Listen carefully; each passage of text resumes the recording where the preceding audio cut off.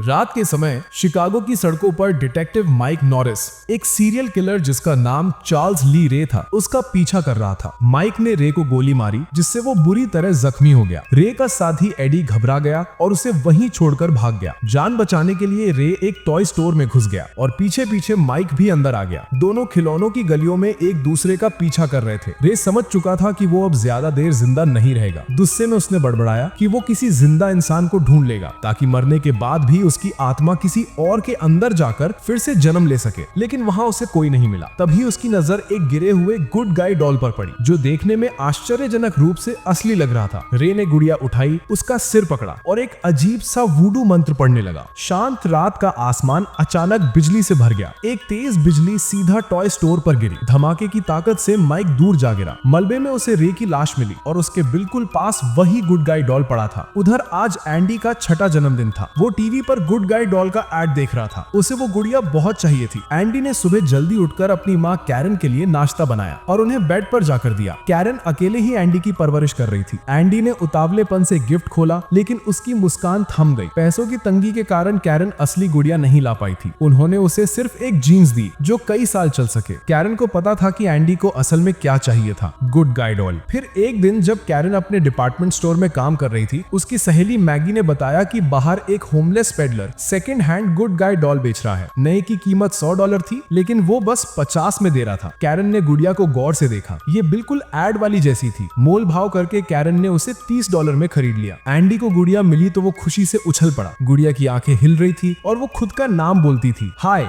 I am चकी। उस रात Karen को देर तक काम करना था तो उसने मैगी से कहा कि वो एंडी का ध्यान रखे। देर हो चुकी थी इसलिए मैगी चाहती थी कि एंडी जल्दी सो जाए, लेकिन एंडी जिद कर रहा था कि चक्की को 9 बजे की न्यूज देखनी है। मैगी को लगा एंडी बहाना बना रहा है। उसने टीवी बंद किया, एंडी को एक हाथ में उठाया और चक्की को दूसरे हाथ में पकड़कर बेडरूम में ले गई। मैगी जब किचन में बर्तन धो रही थी तभी उसे लिविंग रूम से टीवी की आवाज आई। वो दौड़कर पहुंची तो देखा जो गुड़िया बेडरूम में थी वो अब सोफे पर बैठकर टीवी देख रही है। न्यूज में बताया जा रहा था कि एडी पुलिस से भाग निकला है। मैगी को लगा एंडी शरारत कर रहा है। उसने टीवी बंद किया और गुड़िया उठा ली। फिर उसने एंडी को बाथरूम में पाया और उसे डांट लगाई कि वो अच्छे से रहे। एंडी परेशान होकर बोला कि उसने टीवी ऑन नहीं किया था, लेकिन मैगी ने यकीन नहीं किया। कुछ देर बाद मैगी लिविंग रूम में बैठी पढ़ रही थी, तभी बेडरूम का दरवाजा धीरे से खुला। मैगी को हल्के कदमों की आवाज सुनाई दी। उसे लगा एंडी बाहर आया है। उसने आवाज का पीछा किया लेकिन वहाँ कोई नहीं था। तभी किचन से आवाज आई। मैगी ने जाकर देखा तो आटा फर्श पर फैला हुआ था, शायद चूहे थे। वो समझ ही रही थी तभी उसका फोन बजा और वो डर गई। कॉल कैरन का था। मैगी ने कैरन को परेशान ना करने के लिए पहले की बातें नहीं बताई। कॉल कटते ही मैगी किचन साफ करने लगी। सफाई करते करते उसे लगा जैसे खिड़की के पास कुछ हिल रहा है। उसने गमला हटाया लेकिन वहाँ कुछ नहीं था। जैसे ही वो मुड़ी एक हैमर तेजी से उसके माथे पर आ लगा। डरी हुई मैगी पीछे हटती और सीधा कांच की खिड़की से बाहर गिर गई। वो सीधा 6ठी मंजिल से नीचे जमीन पर गिर गई। जब कैरन की ड्यूटी खत्म हुई और वो घर पहुंची तो नीचे पुलिस पहले से ही पूरी जगह को घेर चुकी थी। कैरन घबराकर ऊपर भागी। शुक्र था कि एंडी सुरक्षित था। डिटेक्टिव नॉरिस से कैरन को मैगी की मौत के बारे में पता चला। कैरन टूट गई। कुछ देर पहले ही उसने मैगी से फोन पर बात की थी। वो बिल्कुल ठीक लग रही थी। आखिर हुआ क्या था? पुलिस को फ्लोर पर छोटे छोटे पैरों के निशान मिले। उन्होंने घर में रखे जूतों को चेक किया लेकिन निशान एंडी के जूतों से मैच ही नहीं कर रहे थे। और उस समय घर में मैगी और एंडी के अलावा कोई नहीं था। अगर निशान एंडी के नहीं थे तो फिर किसके थे? नॉरिस भी उलझन में था। उसके पास कुछ कहने को नहीं था। इतने में एंडी को एक अहम सुराग मिला। चक्की के जूतों पर फूलों का आटा चिपका हुआ था। एंडी भागकर कैरन को बताने गया लेकिन कैरन को लगा एंडी बातें बना रहा है। उसने उसे सीरियसली नहीं लिया। उस रात कैरन ने सुना कि एंडी अपने कमरे में किसी से बात कर रहा है। उसे लगा शायद कोई अनजान आदमी अंदर आ गया। वो डरकर कमरे की लाइट ऑन करती है लेकिन अंदर तो चकी था। एंडी ने बताया कि चकी उससे अक्सर बात करता है। उसने ये भी कहा कि चकी का असली नाम रे है और उसके मरे हुए पापा ने उसे ऊपर स्वर्ग से भेजा है एंडी के साथ खेलने के लिए। रे ने एंडी को ये भी कहा था कि मैगी एक अच्छी इंसान नहीं थी और उसे सजा मिलना ही चाहिए थी। एंडी की ये बातें सुनकर कैरन घबरा गए। उसका बेटा एक गुड़िया से बात कर रहा था। एंडी बार बार कह रहा था कि चकी जिंदा है लेकिन कैरन ने विश्वास नहीं किया। उसे लगा एंडी बस कहानियां बना रहा है और उस गुड़िया में जरूरत से ज्यादा खो गया है। कैरन ने चकी को पकड़ा कर कहा, ये बस प्लास्टिक और कॉटन है, बस एक खिलौना, कोई असली इंसान नहीं है। लेकिन एंडी अपनी माँ के दुख को समझ रहा था। मैगी की मौत की वजह से कैरन पहले ही तनाव में थी, जिससे एंडी ने कुछ और नहीं कहा, बस वादा किया कि वो अब ऐसी बातें नहीं करेगा। अगले दिन चकी के बहकावे में आकर एंडी स्कूल ही नहीं गया। दोनों ट्रेन में बैठे हुए कहीं जा रहे थे। थे, किसी बहुत ही अहम जगह पर। रास्ते में चकी एंडी के कान में धीरे धीरे कुछ फुसफुसा रहा था। आखिरकार वो एक पुरानी टूटी फूटी और सूनी पड़ी बिल्डिंग के पास पहुंचे। ये जगह एडी का छिपने का ठिकाना था। एंडी पेशाब करने बाहर गया और इसी समय चकी छिपके से किचन में घुस गया। उसने गैस ऑन कर दी और उसे ऐसे ही चालू छोड़ दिया। अजीब सी आवाजें सुनकर एडी को लगा पुलिस आ गई है। वो किचन में घुसा और बिना सोचे समझे गोली चला दी। गोली की चिंगारी ने गैस जला दी और पूरा घर धमाके से उड़ गया। एडी वहीं खत्म हो गया। यही उसकी कीमत थी रे से धोखा करने की। कैरन को पुलिस स्टेशन बुलाया गया क्योंकि एंडी उस विस्फोट वाली जगह पर पाया गया था। कैरन लगभग टूट चुकी थी। एंडी बार बार कह रहा था कि सब कुछ चकी ने किया है। वो चकी से भी विनती कर रहा था कि सबके सामने सच बोल दे, लेकिन चकी शांत रहा। एंडी गुस्से में गुड़िया को मारने लगा। कोई उसकी बात पर भरोसा नहीं कर रहा था। वहां मौजूद साइकाइट्रिस्ट को लगा एंडी की मानसिक स्थिति ठीक नहीं है, इसलिए उसने एंडी को ऑब्जर्वेशन के लिए हॉस्पिटल में रखने का फैसला किया। कैरन चकी को घर ले आई। घर साफ करते समय उसे गुड़िया का पैकिंग बॉक्स मिला जिसमें बैटरी वाला पैक अभी तक सील्ड था। कैरन हैरान थी, अगर बैटरी अंदर लगाई ही नहीं गई थी तो गुड़िया कैसे बोल रही थी। सच पता करने के लिए उसने चकी का बैटरी कंपार्टमेंट चेक किया। वो बिल्कुल खाली था। ये तो बहुत ही अजीब था। अचानक चकी ने बोलना शुरू कर दिया। कैरन डर गई। उसके हाथ कांपे और गुड़िया उसके हाथ से छूटकर सोफे के नीचे लुढ़क गई। हिम्मत जुटाकर कैरन नीचे झुकी और चकी को बाहर निकाला। उसने चकी से कहा कि फिर से बात करे, लेकिन इस बार चकी बिल्कुल चुप था। कैरन ने फायरप्लेस जला दिया और चकी को धमकी दी, अगर तूने नहीं बोला तो मैं तुझे आग में फेंक दूंगी। ये धमकी काम कर गई। गुस्से में पागल चकी गाली देने लगा। फिर अचानक उसने कैरन का हाथ जोर से काट लिया और भागकर लिफ्ट शाफ्ट में कूद गया। कैरन उसके पीछे गई लेकिन देर हो चुकी थी। चकी भाग चुका था। अब कैरन के पास कोई रास्ता नहीं बचा था। वो सीधे पुलिस स्टेशन गई। स्टेशन के बाहर ही उसकी मुलाकात नॉरिस से हुई। कैरन ने सब कुछ सच बताया। एंडी झूठ नहीं बोल रहा था। गुड़िया सच में जिंदा थी। मैगी और एडी को जिसने मारा था वो चकी ही था। कैरन ने नॉरिस को अपने हाथ के बाइट मार्क्स भी दिखाए और कहा कि ये सब उसी गुड़िया ने किया है। अब जब चकी कहीं बाहर घूम रहा था तो उसे जल्दी पकड़ना जरूरी था। नॉरिस ही खुद हैरान था। एक हत्या करने वाली गुड़िया, ये सुनना ही अजीब था। लेकिन एंडी का नाम साफ करने के लिए कैरन ने खुद चकी को ढूंढने का फैसला किया। कैरन उसी होमलेस पेडलर के पास पहुंची जिसने उसे गुड गाय डॉल बेची थी। रात का समय था और सड़कें खतरनाक थी। जैसे ही कैरन ने गुड़िया के बारे में पूछा, वो आदमी अचानक गुस्से में आ गया और उसे लूटने की कोशिश करने लगा। तभी समय पर नॉरिस आ गया और उसने कैरन को बचा लिया। पूछताछ में पेडलर ने सच बताया। उसे वो गुड़िया जली हुई टॉय स्टोर की राख में मिली थी। ये सुनकर नॉरिस के होश उड़ गए। ये वही जगह थी जहाँ चार्ल्स ली रे मरा था। कैरन को सुरक्षित घर छोड़ने के बाद नॉरिस अपनी कार लेकर घर की तरफ निकल गया, लेकिन चकी पहले से ही उसकी कार की पिछली सीट में छुपा बैठा था। नॉरिस ड्राइव पर ध्यान दे रहा था, तभी अचानक चकी पीछे से कूदकर उसकी गर्दन में तार लपेटकर उसका गला घोटने लगा। घबराहट में नॉरिस ने कार के सिगरेट लाइटर को पकड़ा और चकी के चेहरे को जला दिया। जलने से चकी चीख पड़ा और उसने नॉरिस को छोड़ दिया। तभी चकी ने चाकू निकाला और सीट के आर पार घोंट दिया। अगर नॉरिस एक सेकंड भी लेट होता तो बात खत्म थी। कार बेकाबू होकर घूमी, कई बार पलटी और आखिर में सड़क पर उल्टी होकर रुक गई। नॉरिस घायल था, लेकिन उसने हिम्मत करके पिस्तौल उठाई और चकी को गोली मार दी। गोली चकी को लगी, उसके शरीर से खून निकलने लगा और दर्द से वो चिल्लाया। फिर वो अंधेरे में भाग गया। अगले दिन घायल होने के बावजूद नॉरिस और कैरन में मिलके चकी को रोकने का प्लान बनाया। दोनों चार्ल्स ली रे के पुराने ठिकाने पर गए सुराग ढूंढने। अंदर की दीवारों पर अजीबो गरीब काले जादू के सिंबल्स बने थे। एक कोने में एक वूडू प्रीस्ट की तस्वीर पड़ी थी। नॉरिस ने पहचान लिया, ये जॉन था, रे को काला जादू सिखाने वाला। दोनों समझ गए कि चकी मदद के लिए जॉन के पास ही जाएगा, इसलिए दोनों उसकी तलाश में निकल पड़े। उधर चकी पहले ही जॉन के घर पहुंच चुका था। उसने गुस्से में पूछा, मेरे अंदर से खून कैसे निकल रहा हूँ? मुझे दर्द क्यों हो रहा है? मैं वापस इंसान कैसे बन सकता हूँ? जॉन डर गया और उसने मदद करने से साफ मना कर दिया। उसने चकी को सख्त चेतावनी दी, जितनी देर तू इस गुड़िया वाले शरीर में रहेगा उतना ही तू इंसानी बनता जाएगा। चकी गुस्से में आ गया। उसने जॉन की एक वूडू डॉल निकाली जो बिल्कुल जॉन जैसी थी और उसे तोड़ना शुरू कर दिया। गुड़िया का हाथ तोड़ा तो जॉन का हाथ टूट गया। गुड़िया का पैर मोड़ा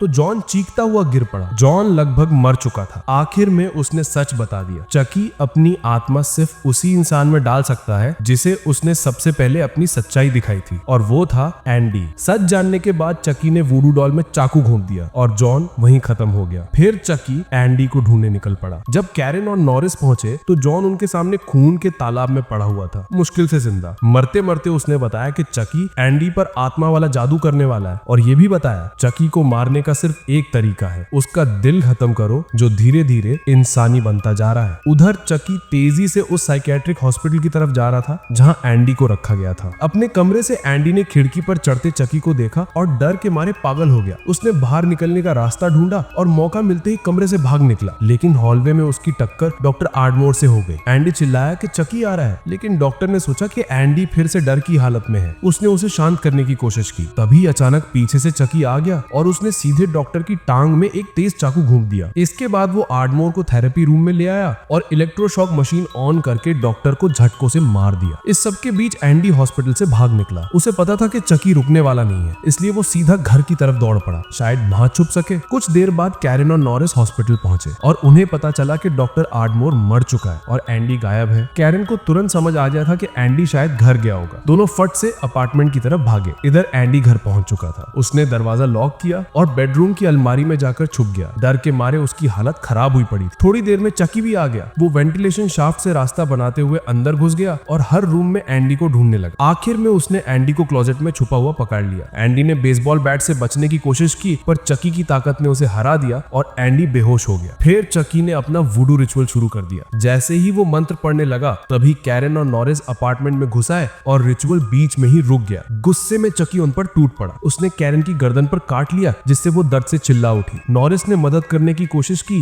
तो चकी ने उसके पैर में चाकू घुसा दिया और फिर एंडी के बैट से उसके सिर पर जोर का वार किया। चकी आखिरी वार करने जा रहा था, तभी कैरन ने दर्द झेलते हुए नॉरिस की बंदूक उठाई और गोली चला दी। गोली लगते ही चकी पीछे जा गिरा। कैरन ने मौका देखकर उसको फायर प्लेस में लटका दिया और स्क्रीन बंद कर दी, उसे अंदर फंसा दिया। बेहोश एंडी ने होश संभाला और एक माचिस जलाकर फायर प्लेस में आग लगा दी। आग की लपटों में चकी जलता हुआ चीखने लगा। उसका प्लास्टिक जिस्म पिघलने लगा। सबको लगा कि अब सब खत्म हो गया। कैरन और एंडी ने थोड़ी देर के लिए चैन की सांस ली, पर अचानक आधा पिघला चकी फायर प्लेस से क्रॉल करके बाहर आ गया। उसका जिस्म आधा पिघल चुका था, पर वो अभी भी जिंदा था। एक भूतिया हंसी के साथ वो उनके पीछे आ रहा था। कैरन ने एंडी और नॉरिस को पकड़ा और बेडरूम में जाकर दरवाजा लॉक कर दिया, लेकिन पिघला चकी जोर लगाकर दरवाजा तोड़कर फिर अंदर घुस आया। मजबूरी में कैरन ने और गोलियां चला दी। चकी का सर, एक हाथ और एक पैर उड़ गया, पर उसका टूटा फूटा जिस्म अभी भी जमीन पर हिल रहा। तभी नॉरिस का पार्टनर जैक सेंटोस बैकअप के लिए अपार्टमेंट में घुस आया। रूम में डॉल पार्ट्स देखकर वो हैरान रह गया। कैरन के मना करने के बावजूद जैक ने जमीन पर पड़ी चकी की जली हुई हेड उठा ली और हंसने लगा कि एक डॉल क्या कर लेगी। पर उसकी बात खत्म होती उससे पहले ही चकी का हाथ वेंटिलेशन से बाहर निकला और उसने जैक की गर्दन पकड़ ली और उसे जमीन पर पटक दिया। जैक के हाथ में पड़ा चकी का सर गुस्से से चीखने लगा और चकी का हाथ उसकी गर्दन दबा रहा था। कैरन तुरंत दौड़ी और डॉल को जैक से अलग किया और जोर से बोली, नॉरिस,